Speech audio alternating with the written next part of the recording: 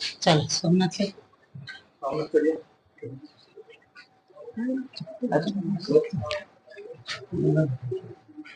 Jagtap sir.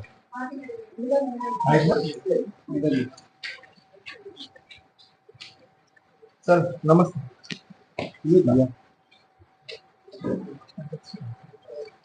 सगळ्यांना कळव. आमचे सोमनाथ नागोडे सर म्हणून त्यांच्यावर खूप दिवसापासून अन्याय होते आणि आता सर कुठं मिटिंगला गेलेले, त्यांनाही भेटतोच आहे. त्यांची समस्या तुम्ही जाणून घ्या आणि न्याय द्या त्यांना. 2007 पासून त्यांच्यावर अन्याय होतोय. लोन घेतलं नाही तरी त्यांच्यावर लोन लादले गेलेले.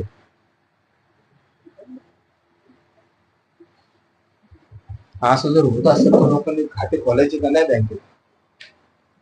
खात्या म्हणून त्यांच्या खात्यावर टाकलंय. तुमच्या काय काय समस्या त्यांना सांगा. बरं तोंडी घ्या, समजून घ्या तोंडी त्यांच्याकडून. कर्ज मी काढलेलं नाही.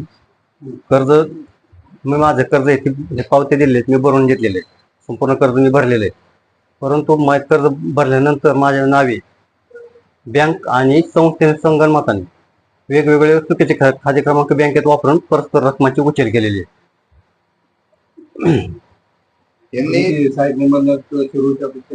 हो केलेले. तिथून सहनिबंधक साखर संकुलला पाठवलं. हा तिथे पाठवलं तर त्यांनी सगळं त्यांची बाजू ऐकून न घेता, तपासणी न करता त्यांच्यावरती डायरेक्ट 107 दप्ते टाकले आणि कर्ज आहे फक्त 1,54,000 रुपये आणि 7 आहे 3 एकर. कुठली कर्जाची मागणी पण नाही केली. कर्ज कागदपत्रच नाहीत म्हणून तसे लेखी दिले त्यांनी. माहितीच्या अधिकारात सगळी माहिती काढलेली आहे. आता हे तरी यांच्यावर कर्ज लादलेले आहे. कर्ज फेडा म्हणते ते 2007 पासून, पण त्याच्या जमिनीवर आता कब्जा मारलेला. बँकेत खातं खोलणं गुन्हा आहे का? 16 हो सर, सगळे डॉक्युमेंट्स लावलेले. 2007 पासून चालले यांचे पाठपुरावा. कर्ज माणसाने घेतलं नाही तो फेडेल कसं काय? आणि वारंवार दाखवतो सगळं, त्याची बाजू सगळी सेफ आहे, सगळे पुरावे आहेत त्यांच्याकडे.